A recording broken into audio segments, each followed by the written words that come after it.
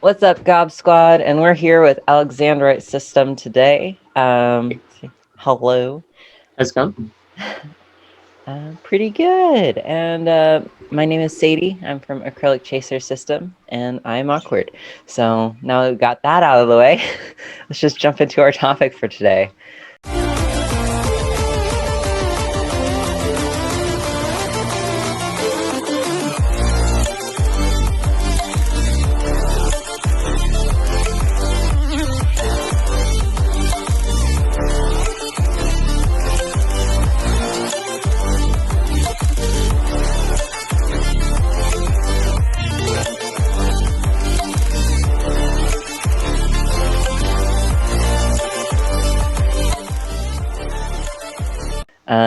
So this is kind of like a first podcasty thing for us, honestly. We're kind of just doing it as a podcast style.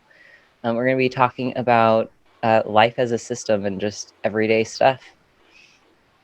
Yeah, because honestly, I think that's the thing that singlets want to know is they rarely have any real specific questions. It's just what's it like? Yeah, and the specific, when they do get specific, it's let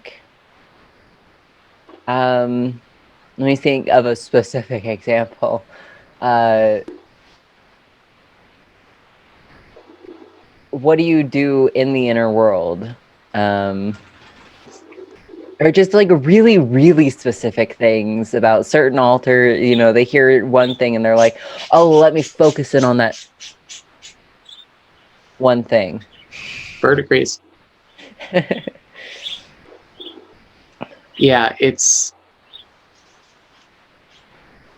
don't know. It's so I think that talking about just what our lives are like and in relation to our systemhood is just generally a good thing to put out there. I also think that it's nice for other systems to hear because it's one of the biggest things on our channel is that we like to promote positivity around systemhood, because when we were first discovering our system and stuff, there was so much just everything's so heavy, and for good reason, but it's also it was important for us to know our life wasn't over. We could just continue we could continue being. Yeah, definitely. I think it's important for systems who are struggling out there to know you can live a fairly normal life once you work on it and once you get the communication going. It's not just a negative lifestyle that you have to suffer with all the time. There are good days. There's also bad days, but there's good days there. Yeah. Where were we though? I don't even think we had really gotten started. No, we were doing the intro of why we're talking about this or whatever. Yeah. But yeah, so I guess we can jump into it and kind of talk about some of our experiences. Day-to-day life, how much do you dissociate? Not as much as we used to. And it's, unless you count switching as dissociating, which it is, but I think that even that between us has gotten so smooth that it's just like a snap of dissociation and then we're pretty much good. But there are definitely times, especially when either medical stuff is involved because we're a medical trauma system, and or people get confrontational with us where the room just goes womp. And so if I had to put a percentage on how much of our day-to-day life is dissociated, I'm gonna say 10%. How about you guys? Oof. Lately it's been a lot more than that. Oh man, we wake up dissociated and then We kind of like get dazed for the first hour of being awake, and then throughout the day it's kind of like little bits of dissociation, which I think is due to an increase in alters and trying to like front and see what's going on. So currently we're at like a 60 to 70% dissociation day, but it's not always so. Mm-hmm. Like some days we don't have very much at all. So you said like more alters or new alters, something like that. Can I ask what number are you up to, like Oh, system count? oh God. We haven't done like a solid count in a while. Last time we were at like 120, but we've definitely gotten a lot more alters since then. So we're probably at like 170 now, 180. Um, just through both discovery and like recent splits. I think the last time we actually counted was like a year and a half ago. So since then, we've definitely grown quite a bit. Yeah. We ourselves are at a definitely gigantic, like 30. I remember when that was us. Honestly, like, no matter how big our system gets at this point, now that we've kind of gotten used to like being a system, because back in year one, and the first 6 months, it was like, oh god, there's 6 of us now. But um the first system that we ever really encountered was a polyfrag system with like 500 plus people in it, and that's so we're always like, yep, we're that. I guess I'm never gonna be that big, I think. Yeah, we when we first met Stacy, we were like 30, 40. And then the first video that ever got posted on our channel, which is on private, I think she said we were around 80. And so now we're like 100 plus, Mm-hmm. like plus 100 from that point in time. It's really weird to like look back and be like, oh, it was just, Ashley and Xander and Honey. And so yeah, like it's weird to look back and be like, those were the only members that we had for a long time. And now we're Yeah. just giant. It feels like giant anyway. I know there's systems out there with like thousands, and that's valid, but Yeah. for us, it feels like we're inflated. Yeah. I mean,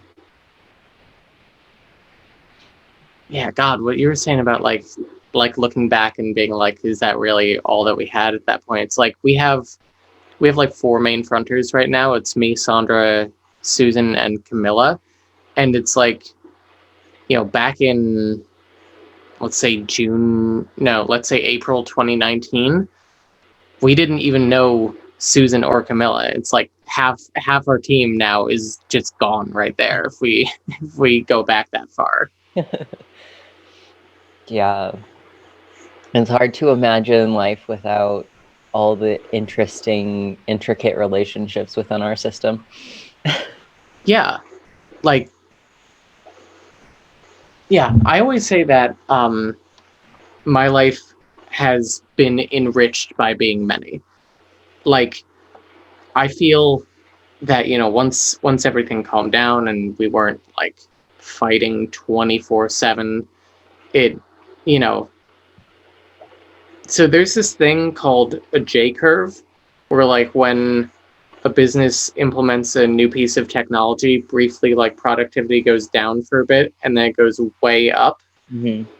And that's how I feel about like our system, at least. We're like, we were doing okay, and then we discovered the system, and then just kind of like tanked for a while, and now we're doing great. Like, we're kind of like a well-oiled machine nowadays, more or less. It depends on the day, Yeah. but I, it's I kind of feel the same way about being a well-oiled machine. At the same time, I don't. But like,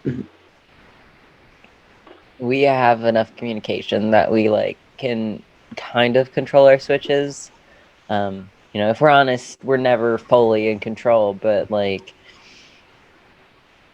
we were able to like predict and slow them down or speed them up or try and grab people like, hey, you should front. Being able to like controllably switch, and it takes like our therapist complimented us the other day, and we're like, I don't think you understand how much of a mess we are, but thanks for the compliment. Um, but it definitely takes a ton of work to get to that point. Yeah, it's a lot of it isn't fun work, but it ends up definitely being worth it. And I think that like other systems should know, just because you can't control your switches doesn't mean anything. Like you're still working on you. Everyone's at a different point in life. Yeah, Yeah. How many times do you switch per day? That's another question we get quite often. it depends. So like in a video that we did with the ring system last year, Sandra said like on a good day we switch like 5 to 7 times a day, and on a bad day we switch like 1 to 3. And a lot of people commented on the fact that we said like a good day is filled with more switching for us. But I mean, at that point in our lives, it I mean, still to a degree, but it was like those days were partly good because we weren't at work. And so on those days when we weren't at work, and which is automatically associated with a good day, we were switching more because people don't want to work, but they definitely want to be out when we're not working. And I think that nowadays, I think we probably average around 5, because we have like a schedule of who like goes to our job when, and so on job days it'll be lower. It'll be like 3 maybe, but I would say the average is probably 5. How about you guys? Yeah, we switch like 4 to 7 times a day. If it's a like slow day, sometimes we don't switch at all. Like today, I haven't switched. That's because I got up at 3 o'clock, and it's not even 6 yet. So, but there are some days where we won't switch at all, just because it's like a slow day and like nobody's stressed out and there's no like switches triggered. Um, on a really, really bad day, we can like rapid cycle switch, and that's a whole different story. You can get up to Yeah. like 20 to 30 switches in that point, and that's when you get the migraines going and things like that. But on average, about 5 to 7. It just depends on the day and like what we're doing and whatnot. Yeah, Rolodexing is not fun. No, no, it's not. I think that's what happened the other day when Ethel like had that migraine and filmed that video. Oh my god, microphone's falling. Stop it. But I think what happened before Ethel was out was we had a bunch of, like you said, Rolodexing. That's a really good way to put it. It's not my word. And just like migraine, and then our persecutor Daniel was like, no, I claim that migraine, that was me. So it was like it started with the rapid cycle switching, and then it ended with Daniel like pushing it forward and being like, yeah, no, this is happening to you. You're the last one out. Here you go. Persecutors are fun. Yeah, we don't. Well, I was gonna say we don't have any, but it's kind of a complex situation for us because, like, Sandra, despite being like longtime host and like main host at time of like system discovery, was also persecutor like, especially with the idea of running the system with an iron fist. And I mean, one could maybe label Glow as a persecutor as well, but honestly, Glow is just doing her best. It's not her fault that she's, you know, emotionally volatile. Mm-hmm. Yeah, and I think like persecutors definitely get a bad rap, and some are like, oh, I don't want to say that they're a persecutor because they're a trauma holder, and I do agree. Mm. There is a reason why they're called persecutors, you know. Like it just goes hand in hand with the behavioral aspect of how they react to whatever trauma they hold. Mm. And so for us, persecutor isn't a bad term. I know some people don't like using it. Mm. But for us, it's not really a bad term because we know in our mind and like just in general, like persecutors aren't bad people. They have bad trauma and they have bad coping skills. Like that's not their fault. Yeah. Yeah. I mean, existing the only way they know how. Mm-hmm. Exactly. Let's see, day-to-day life. Do you guys have like a day job that you like go out to? Not anymore because of COVID. We're Mm-hmm. actually like immunocompromised. Mm. We can't even take our thyroid medication anymore because it puts us in like a coma-like state, and so we have to Jeez. have like a lot of blood work done in the near future and stuff. And we just didn't want to risk it with COVID, not being able to take our medication and stuff. Yeah. But we used to work at a couple of different things. We used to do a call center. We used to work at Best Buy, car wash, another call center. Like we've done a lot of different things. And our dad's like, "Why are you always switching jobs?" And it's like, "Cause I'm always switching." Honestly, that's the millennial experience, though, just constantly moving from job to job. Yeah, and it's like I'm gonna take the job that pays better. Like it doesn't matter that I've been at the job that pays, $8 for, 3 months. I'm gonna take the job that pays $12.50. Yeah. Like there when companies don't care about your well-being, it's like, why should we care about theirs? Yeah. Why should you show loyalty to a company that will drop you the second you're inconvenient? Yeah, and that happened with Best Buy. We have dissociative mornings, and driving is not always the safest thing for us. Mm. Um, and so we were late or absent too many times, and they gave us a final warning, and we are like, okay, well, I'm gonna go find a new job because like you can't accommodate our disabilities. Yeah. So It's not working out. yeah, exactly. We were.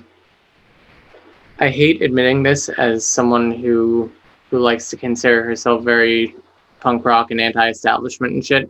But we were like middle management at our service industry job that I'm not going to be specific about what the industry was. And we were a hiring manager there, and I gotta tell you, nothing makes you feel like a cog in the machine than being the person who replaces the cogs in the machine. Yeah. And I mean, the whole thing about like middle management is that upper management pits you against the workers, and so you end up just hating these people who you're working with, and then hating that you hate them because you're being made to hate them. Hmm. But it's also like you're all trapped in a shitty situation where like the upper management isn't allowing enough hours to schedule people, and not paying them enough, and giving every person too many things to do, including you. Yeah. So it's like, I'm glad we fucking got out of there. It sucks. I I had that awful experience at Best Buy with the like hours thing. We were supposed to be hired on full time, but they gave us a part-time position in the warehouse. We were supposed to be customer service up front, which is where we ended up in the end anyway. And we're supposed to be full time there. We ended up part time in the warehouse, and then they put us, after we were like needing to sit down, and take our time just a little bit more than everybody else. They were like, you're gonna go up to customer service and be a cashier. And I was like, that's what I was supposed to be hired on for, and I actually heard they hired somebody for the full-time position when I had mentioned when the position opened up again that I wanted. I was like, I want that position. They were like, okay, we'll think about it. And then they hired somebody from the outside. I was so mad. Understandably so. Oh my God. Yeah. And come to find out, they have, like starting out, they have 40 hours of sick leave. Hmm. And I couldn't miss like 3 days. And I Yeah. was like, no, if you're gonna treat your employees like this, I'm gonna go somewhere else. Yeah. Like, fucking sick leave, man. I have a little bit to say on this. Go So, ahead. like, so first of all, we gained sick leave at our job. Like, as the year goes on, like you essentially get 40 hours a year, and then as you work, you accumulate like 1/16 of an hour per hour or something like that. Yeah. Probably way less than that actually, but um, regardless. Um, so so eventually, you get your 40 hours. But the thing is that upper management, you have to put them in a chokehold to let you use it. Like, there was this time where I was so severely dehydrated, and you think I would have learned after the kidney stone, but I was so severely dehydrated that I was like, I think I have to go to the hospital. And my boss made me call like 15 people to try and like cover the shift for me. And I called all those people, and all of them were like, I can't. And I had to be like, nobody's coming in, I have to go. Like, and on top of that, I had a surgery in like May 2019, and I used all of my sick time for it. Like, I'd saved up my 40 hours, and I was like, okay, I'm using all of it this week, and my like two weekend days from this one week, and the 2 weekend days from the next week. And that still ended up being like really not enough recovery time for what I needed, but I had to go back anyway. Yeah. And then, when I got laid off in March 2020, I almost had my hours back from my surgery the year before. And it's like, that is not enough for this job, for this very physically demanding job too. Yeah. It seems like jobs don't really like nobody cares. And it's sad because Yeah, like you'd think, your employees are the one that's running the whole show, and it's like, why wouldn't you treat your employees with the care and, like dignity they deserve to do their job properly? It yeah. did, yeah. Like, we have an office job now, and I've never been treated this well and treated with this much respect and done less at a job. Like, I I honestly feel after that last job, like moving into an office job was like, it's just a continued vacation. It's I'm sitting down like all day, which is a big change from walking 5 miles a day at my other job. And then like all my work is just like scheduling a meeting and taking notes for a meeting, and just like doing paperwork and shit. It's like, this isn't hard. Yeah. we were at a call center, which was the only like form of office job. It was really nice until it was Sprint and T-Mobile merged together, and T-Mobile decided to fire everybody. So we were let go and then hired on with Verizon to save the contract or whatever was happening. And Verizon was like, you have to use your legal name. And I was like, Really? excuse me, I'm not using my legal name on phone calls. Like, you hear how deep my voice is.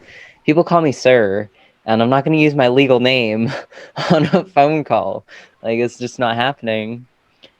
And so I just refused. And then at one point in time, I had we weren't feeling well. We were really dissociated, and so this links back to our daily life. But we were dissociated, and we told the person, the trainer. We were in training for Verizon. We were told the trainer, "No, I can't take calls today. I can take calls any other day, but today is not the day, and I can, finish up on our training." Like we had training modules that we had to do, and we were pretty far behind. And he told us no, and that was the final straw for us. And we are like, okay, well, we resign. Yeah. I was like, I'm not gonna sit here. Like, if we were out of training, I would understand. If we were caught up on everything, I would understand.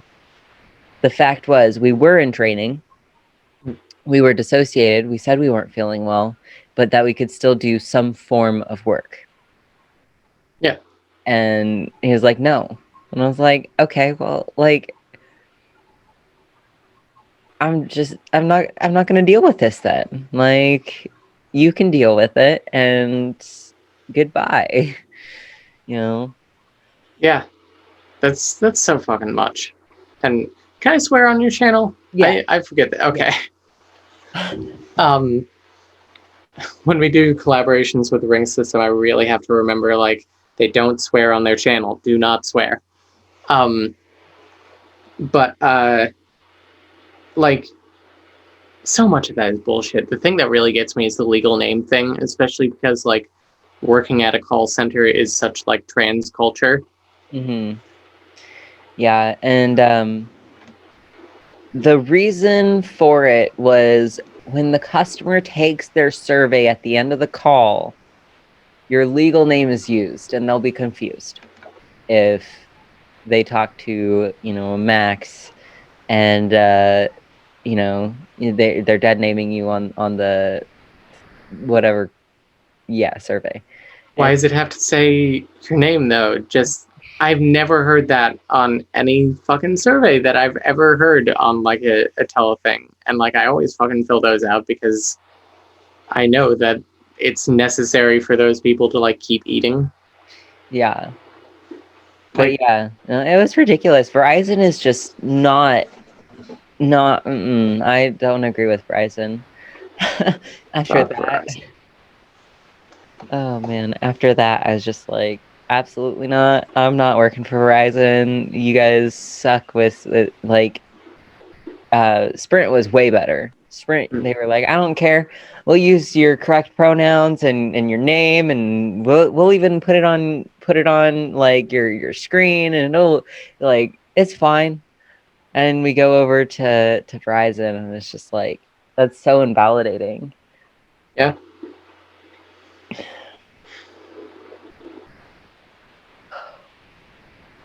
Well, back to daily life stuff. I feel like we Yeah. got way off topic, but maybe people will relate. You know, who cannot relate to the just trials and tribulations of fucking capitalism? Yeah, capitalism affects us all.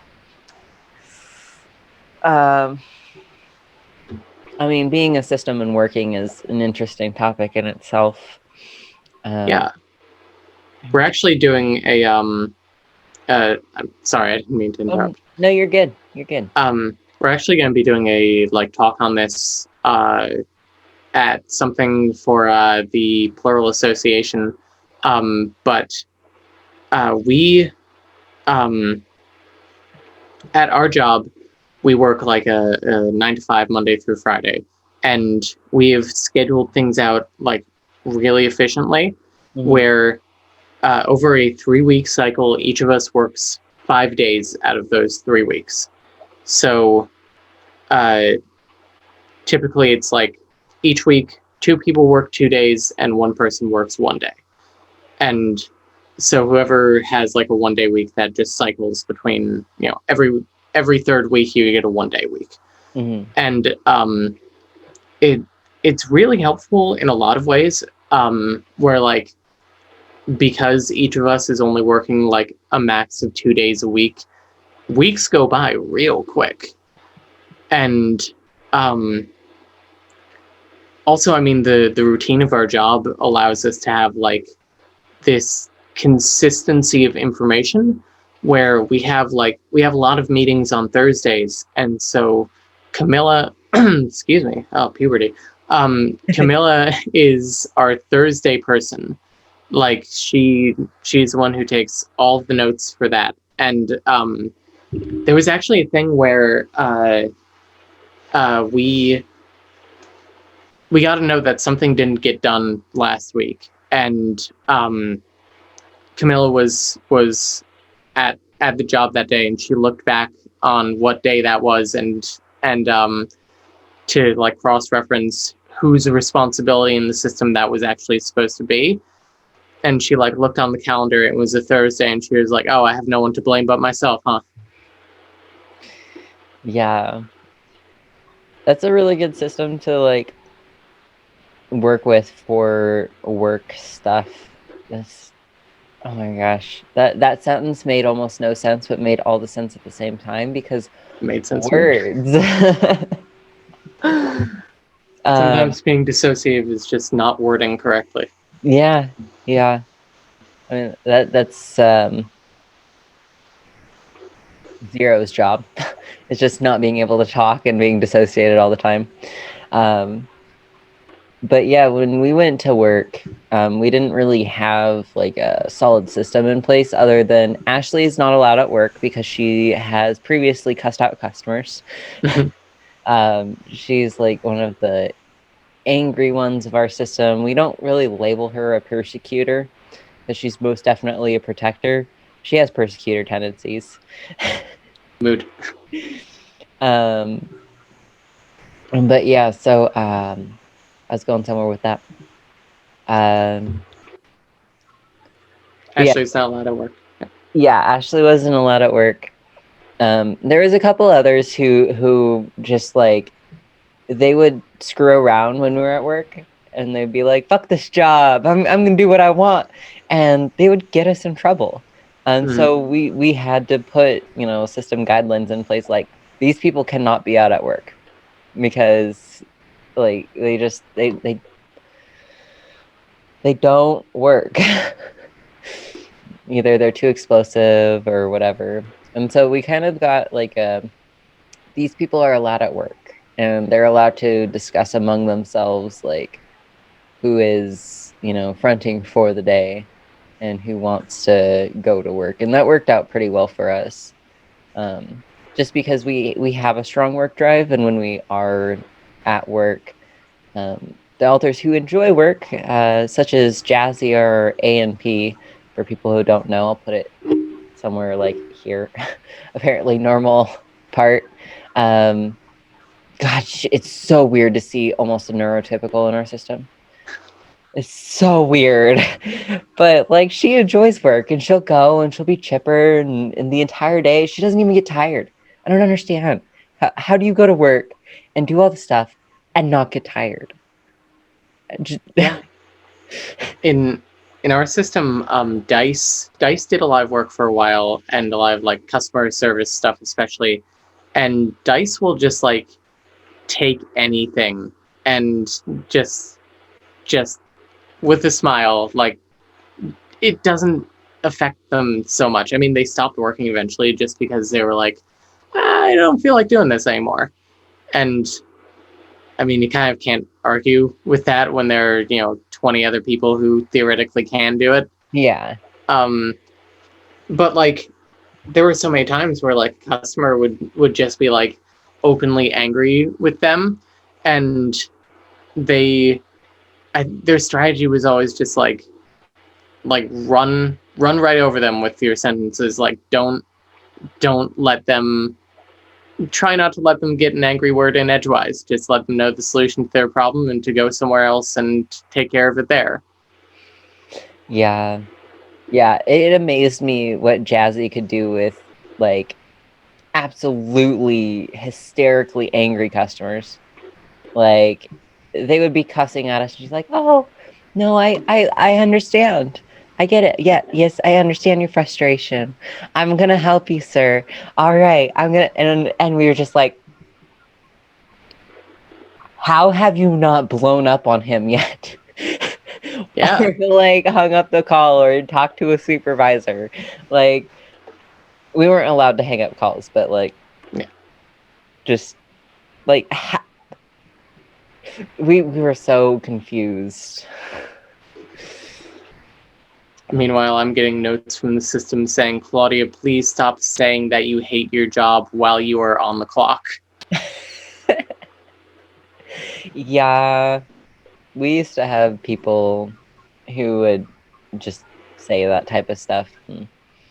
At the end there, with the merger that was happening with Sprint and T-Mobile and T-Mobile firing everyone, we weren't supposed to say anything. Mhm. But the last 2 weeks, we are like, oh yeah, T-Mobile decided to fire everybody. And they're like, oh well, I'm gonna switch phone carriers, and we're like, shit. Like we could get in trouble for that, but we didn't. We were like, whatever. F's in chat for T-Mobile. Yeah, oh man, we were done with that job at that point. We are like, it's not even worth like being civil. It's not worth being civil to customers. We put customers on hold for like 9 minutes and it was like, we're only supposed to put them on for two, but we're like, whatever. And we had some alters that weren't usually allowed to work that were able to work that week. Everyone was mad. And I think the main reason we were mad was because somebody on the like management team when we were doing this Teams or Zoom call, whatever it was, they were joking before we even got started. Oh, everyone's getting a raise. We're all going up to 1560. And we were like, are you serious? That's amazing. We were so excited. And then the other people on the call was like, bad news, guys. We're letting everybody go. Yep. And so like, oh man. We let whoever wanted to out. And you're like, no. Yeah. There was, when we got laid off because of the pandemic, we we were initially told like, it's all going to be fine. It's not going to be that long, you know, and you're going to go on unemployment, but you're still going to be like employed with the company. Mhm. And then like 2 days later, we got an email saying, hey, we're going to have a manager meeting on Saturday. And I was like, oh, this is it, huh? And I had to check on Twitter, and someone on like who worked for the company was like, hey, if you're reading this and you're an employee of this company, you no longer have a job, and I'm sorry that you have to find out from me and not from HR. And I mean, that's what ended up happening. I go to that meeting, and my boss is there, and he already knows that everyone knows already. Yeah. So he's like, when we open up again, we'll call you. And then he did, and I got to tell him I'm not coming back, and it felt so good. Yeah. I love it when you can like stand up for yourself at a job, especially when you're quitting. You're like, no. Yeah, No, that's great. Yeah, but um Okay, here's one last question to kind of wrap this up because I don't even know how long we've been recording for. I have no fucking clue. um, oh my God. No, dissociation.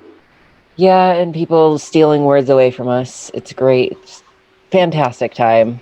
Yeah. How do you Dale? Yes. How do you Dale? How do you deal with day-to-day tasks with switching and dissociation and amnesia?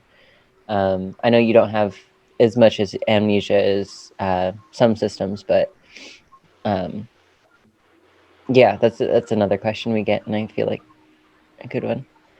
How do I deal with tasks? Well, I mean, the first thing is that we just write a lot of notes and we have like a lot of alarms and things. And that is really key to getting things done because even if we don't have like, even if we don't tend to black out between people, it's like we still have a bad memory, especially when when memories are tied to emotions. A lot of the thing with OSDD is that you know memories are very emotion based, and amnesia is very emotion based. So it's like I'm more likely to not remember something. But I mean, I feel like with important things that need to get done, like work or like I don't know, general things like paying bills and doing taxes. Um, I feel like each of us are pretty grown up about like, hey, this needs to get done. Like we should just probably do that, and we all kind of like generally have an idea of what needs to be done. But things like who is going to go to an appointment? Like I had electrolysis right before this, and we had to. It was basically between Camilla and Sandra, um, because we do the same checklist for like any type of doctor appointment where it's like I get written right out because I have a lot of medical trauma and also I'm very like touch sensitive. So like, I'm not going to say any touch hurts, but any touch is like really heightened. And if you're going to, if you're going to be zapping me with a probe for an hour, I'm going to have a much worse time than someone else. Yeah. And then it's like, all the kids are pretty much right out. And even Susan, who we consider like an honorary grown up, like she's out. And so then it's down to a lot of the adults, and like a lot of the adults either just kind of like don't want to do it and don't really care about like the outcome or anything, so we kind of let them go off to the side too.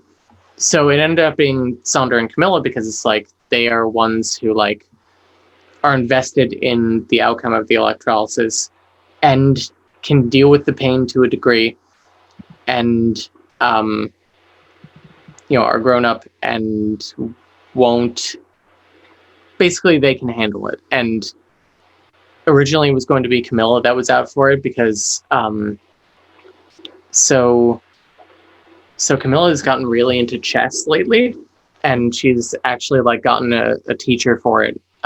Like every couple of weeks she'll have a lesson, and so the deal with her theoretically this time was like, you have your lesson on Monday, but you gotta do electrolysis today. Right. But then Sandra ended up just being like, I'm already out, I'm just gonna do it. And so she took that bullet for everyone. But doctor's visits and stuff, like Audrey will do some, Camilla will do a lot because she just like she's an AMP, I guess. We don't really use that term, but she's not trauma free, but she doesn't have the specific trauma around doctors that we do. Right. So like we had an HRT checkup and just general physical in December, and Camilla did it after like kind of a shitty day, and she came back and she was like, that actually kind of cheered me up. That was a decent time. And so it's like, everyone is equipped to their own thing, and I think that's the most important thing to remember. when like choosing tasks or like figuring out who is most equipped to do those tasks, like everyone has their own stuff that they're good at. And I think that um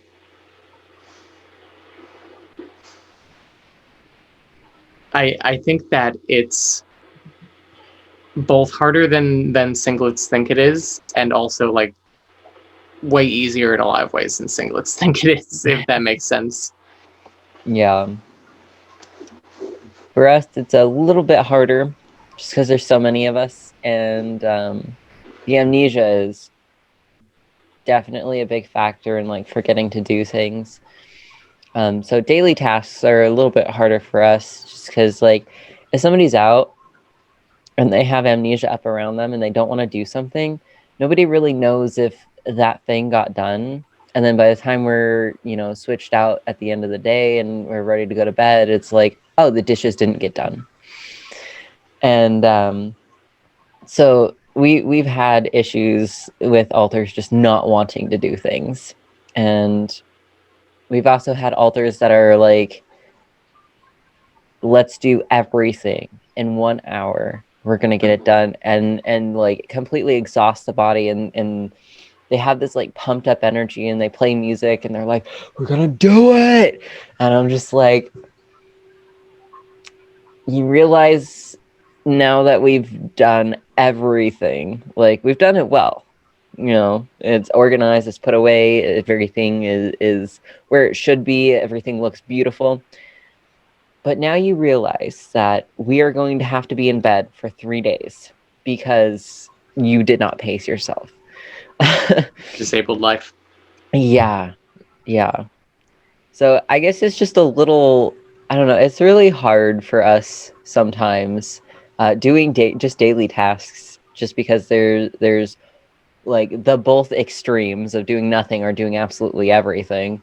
And having the communication, like we preach communication a lot, but like even we have issues with communication. And so like getting things done is just like we can put it on sticky notes and put it on our fridge or something, but it's up to the altar to decide whether or not they want to do it. Yeah. Do Something you we're ever working sorry on. You're good, but go ahead. do you ever like bribe your littles into doing chores? Yes. Like instead of the grown-ups? Yes. You can have your favorite candy or your favorite dessert and read your favorite book and have your like stuffed animal in bed tonight if you do XYZ. Yeah. They have more Like energy than we do. they do. It's really like it's really amazing how like we all share the same body, but some of us just have like these extra energy reserves that they just have like stored away over here. It's like you can't touch that. You gotta ask Sunny for that. Yeah. Yeah. Oh man, yeah. No, we feel that a lot, and then we have manic alters that don't care about the reserves. If we're in a manic episode, sometimes it can be scary, but most of the times we just end up cleaning. And like, oh man, alters just don't consider that we're gonna have to be in bed for the next, 3 or 4 days. Like, Are you bipolar too? um,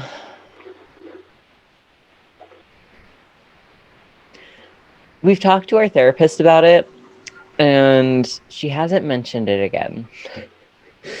So we don't have an official diagnosis, but we have suspicions. Mm. Like our therapist, was talking about it and kind of like relaying the information to us and what it is. So it's very likely. When we were 14 or 15, we tried to tell our dad and our mom that we thought we were bipolar, and they're like, "You're a teenager." And it's like, okay, well, now I'm, almost 24 and it hasn't stopped. Yeah. God. Yeah, we're bipolar. It actually runs in our It actually runs in both sides of our family. So we really lucked out. But it's difficult to manage mania at times between people. Where like I'll be like, I know I'm manic, so I'm going to make an extra effort to not spend a ton of money. Right. And Camille will be like, so I was thinking about buying these like 10 chess books. Like, I'll read them, right?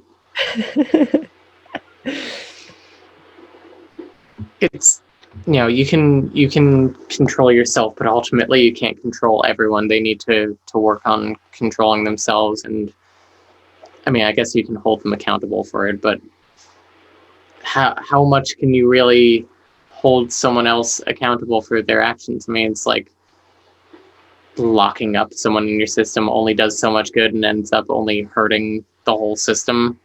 Yeah, we have like grounding periods. Like, okay, you're grounded from the front for 2 weeks. We don't like lock them up or anything, but we put up kind of like fronting walls.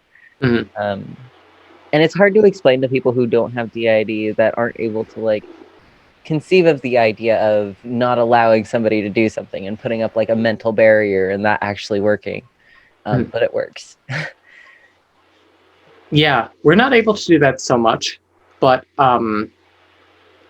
we have had times where I was actually talking about this in a server with other systems today, where there was this time where Sandra and I got into a screaming match inside, and it just ended when Audrey just came over and just picked Sandra up and brought her to her room for like a calm discussion on how your actions are affecting other people. Mm-hmm. And that's kind of the closest that we get. Like time out for a bit. Let's assess things, because clearly you are getting overwhelmed. Yeah. My brain is like getting real foggy here, so I think we're gonna wrap this up. But no, Yeah. that's a good point. Okay. All right. This was fun. Yeah, it was great having you here and everything. Yeah. Thank everybody for watching. If you made it this far, comment, I don't know, your favorite ice cream down below. So sometimes we put things to put down in the comments to reward people. So I don't know. Put your favorite ice cream down below. I will say my favorite ice cream is Ben and Jerry's fish food. Did you say fish food? Yeah, PHISH food. Okay, got you. Yeah, it's got like chocolate fish in it and marshmallow and caramel with chocolate. Nice. I think our all-time favorite is cookie dough, but we also like the green mint, whatever that's called. Mint chocolate chip? Yeah. Yeah. All right. Well, thank you all for watching. Like, comment, subscribe if you want to, and also go check out Alexandrite system on their channel. They've also posted a video with us. And have a fantastic day, night, evening, afternoon, whatever it is for wherever you are. And we'll see you in the next video. Bye, guys. Well.